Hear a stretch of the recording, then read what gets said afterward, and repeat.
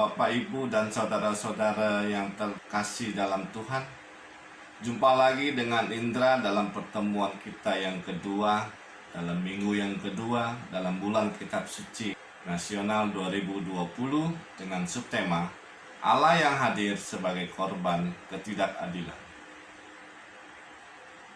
Berbicara tentang keadilan dalam paham atau konteks Kitab Suci, itu tidak berhenti sebagai teori atau konsep belaka.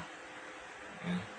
Jadi ketika Kitab Suci mengangkat tema keadilan, di situ tersingkap bahwa hubungan manusia dan Allah itu relasinya dapat membentuk suatu keadaan yang shalom, damai sejahtera dan harmonis.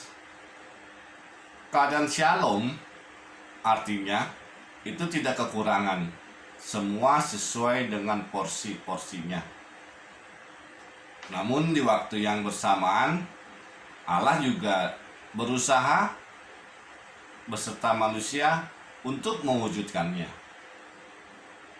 Dalam Kitab Suci, kita mengenal Allah kita adalah Allah yang adil, baik sifat maupun tindakan, kepada semua makhluk ciptaannya. Allah selalu berdiri di samping para korban ketidakadilan untuk membela mereka dan memulihkan keadaan mereka. Sejak awal, relasi manusia dengan Allah itu sudah tertuang atau tertulis dalam kitab Imamat, di mana Allah mengajak bangsa Israel untuk bersikap adil, yaitu dengan menyisihkan sedikit rezekinya untuk orang asing atau orang kesusahan, dan berbelas kasih dengan sesama yang membutuhkan, mampu berbagi supaya jangan ada orang yang hidup kelaparan pada saat itu. Dan hal ini dipertegas kembali dalam ajaran Tuhan Yesus yang bisa kita baca dalam Injil Matius bab 25 ayat 31 sampai 40. Mari kita siapkan Kitab Suci. Bacaan diambil dari Matius bab 25 ayat 31 sampai 40. Apabila Anak Manusia datang dalam kemuliaannya dan semua malaikat bersama-sama dengan Dia, maka Ia akan bersemayam di atas tahta kemuliaannya. Lalu semua bangsa akan dikumpulkan di hadapannya, dan Ia akan memisahkan mereka seorang daripada seorang, sama seperti gembala memisahkan domba dari kambing. Dan Ia akan menempatkan domba-domba di sebelah kanannya dan kambing-kambing di sebelah kirinya. Dan raja itu akan berkata kepada mereka yang di sebelah kanannya, "Mari, hai kamu yang diberkati oleh Bapakku, terimalah kerajaan yang telah disediakan bagimu sejak dunia dijadikan. Sebab ketika aku lapar, kamu memberi aku makan. Ketika aku haus, kamu memberi aku minum. Ketika aku seorang asing, kamu memberi aku tumpangan. Ketika aku telanjang, kamu memberi aku pakaian. Ketika aku sakit, kamu melawat aku. Ketika aku di dalam penjara, kamu mengunjungi aku." Maka orang-orang benar itu akan menjawab Dia, katanya, "Tuhan, bila manakah kami melihat Engkau lapar dan kami memberi Engkau makan, atau haus dan kami memberi Engkau minum? Bila manakah kami melihat Engkau sebagai orang asing dan kami memberi Engkau tumpangan, atau telanjang dan kami memberi Engkau pakaian? Bila manakah kami melihat Engkau sakit atau dalam penjara dan kami mengunjungi Engkau?" Dan raja itu akan menjawab mereka, "Aku berkata kepadamu, sesungguhnya segala sesuatu yang kamu lakukan untuk salah seorang dari saudaraku yang paling hina ini, kamu telah melakukannya untuk aku." Demikianlah sabda Tuhan. Terpujilah Kristus. Dalam Injil Matius bab 25 ayat 31 sampai 40 yang barusan saja kita baca, itu Tuhan Yesus enggak memberikan perintah berupa larangan, melainkan mengajak para muridnya untuk mewujudkan keadilan secara nyata dalam hidup mereka sehari-hari. Tuhan Yesus ingin kita secara aktif menerapkan kasih kepada sesama sehingga terciptalah keadilan di tengah-tengah dunia. Kalau Bapak, Ibu, dan saudara-saudari yang terkasih membaca kitab Imamat, khususnya Imamat 19, di situ Allah memberikan hukum atau aturan agar bangsa Israel dapat berbuat baik. Tetapi seringkali diungkapkan berbentuk larangan. Contohnya, mereka tidak boleh menyabit hasil ladang sampai habis. Harus disisakan untuk orang miskin. Mereka tidak boleh mencuri, tidak boleh berbohong, tidak boleh bersaksi dusta, tidak boleh membuli penyandang cacat, tidak boleh menahan upah pekerja, tidak boleh ini, tidak boleh itu. Ya. Jadi dalam kitab Imamat, untuk bersikap adil, manusia itu nggak boleh melakukan apa-apa dan hanya berdiam diri saja. Jadi sudah adil, ya. Kalau dia melakukan nanti melanggar, jadi nggak adil. Makanya dia diam saja. Itu sejak dahulu seperti itu. Tapi bila kita mencermati ajaran Tuhan Yesus dalam keadilan dalam Injil Matius, ternyata Tuhan Yesus itu mau menawarkan sudut pandang baru atau sebuah pengajaran yang bagi kita untuk bersikap adil kepada Allah dan juga kepada manusia. Gitu ya. Jadi Tuhan Yesus ingin mengatakan apa yang kamu lakukan pada saat ini di dunia sangat menentukan nasib kamu di kehidupan yang akan datang. Ya, kurang lebihnya seperti itu.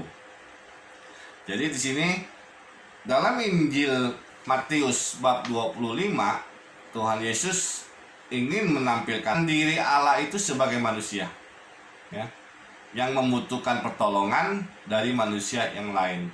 Jadi Allah itu hadir dalam diri orang lapar, haus, orang asing, telanjang, sakit, dan dalam penjara dan lain-lain. Ya.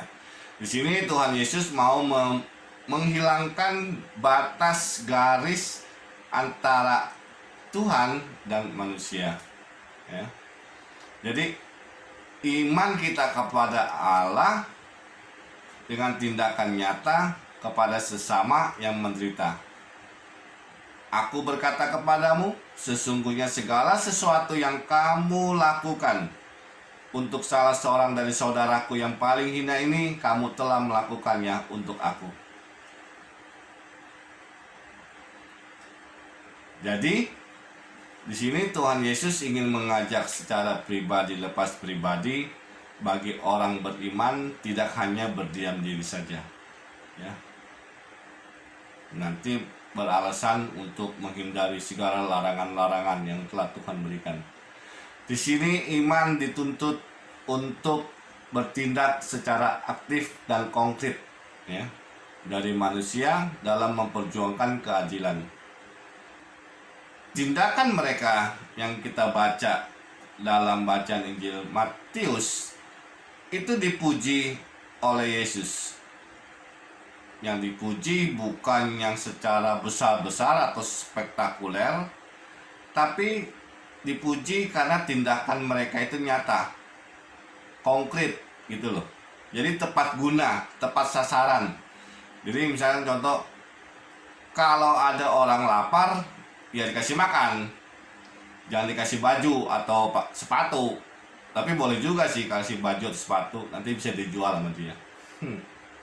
Ya, jadi konkret. Orang yang haus kasih minum, orang yang telanjang baru kasih baju. Jangan orang telanjang dikasih makan, ya, itu kurang pas. Kalau kita melihat konteksnya kita saat ini, ya, di masa pandemi, di mana virus corona sudah hampir 4-5 bulan ya tidak kunjung kabarnya ya, antara mau hilang atau masih terus bertambah banyak ya. Di sini sebetulnya adalah medan atau istilahnya itu tempat kita untuk membuktikan kasih Yesus ya. Tapi seringkali timbul dalam benak atau pikiran kita aja sudah susah, bagaimana mau menolong orang gitu kan ya. Biasa kan kita sebagai manusia itu sering beralibi bahwa kita ini susah loh, masa mau nolong orang gitu. Jadi emang masalah ketidakadilan ini cukup kompleks ya, sangat rumit. Adil bagi dia belum tentu adil bagi kita, adil bagi kita belum tentu adil bagi dia. Jadi serba salah. Tapi dalam situasi sulit dan terjepit ini, sebetulnya gereja Katolik termasuk kita orang beriman kepada Kristus itu sebetulnya ditantang untuk menjadi pelopor dalam tindakan adil dan belas kasih ya. Karena ini sedang kondisi begini, sebetulnya karya kita mau melayani seperti Bunda Teresa itu sangat terbuka luas. Nah, kabar sukanya Injil apa yang kita dapat dari bacaan Injil Matius tadi? Bahwa ternyata dalam kita bertindak adil dan bela rasa yang kita lakukan kepada sesama, itu merupakan bentuk penghormatan kita dan cinta kita kepada Allah. Tapi emang perjuangan gak mudah, gak seperti orang lebih mudah berbicara daripada berbuat. Gue mau menolong tapi hanya bicara-bicara aja, nggak berbuat. Nah, perjuangan untuk kita mau berbuat kasih itu sungguh berat ya. Tapi kalau kita mau melakukannya dengan ikhlas, rela, atau dengan hati sukacita, kita akan memperoleh keselamatan dari Allah seperti yang telah disabdakan oleh Yesus. Mari, hai kamu yang diberkati oleh Bapakku, terimalah kerajaan yang telah disediakan bagimu sejak dunia dijadikan. Itu janji yang kita dapat kalau kita mau melakukan tindakan berbuat adil kepada sesama. Semoga permenungan kali ini bisa menginspirasi kita untuk mau lebih memperhatikan, gak usah yang lebar-lebar atau meluas, cukup dengan kiri, kanan, depan, belakang orang-orang yang ada di sekitar kita. Kita mau berani mencoba untuk membantu mereka. Terima kasih, Tuhan memberkati.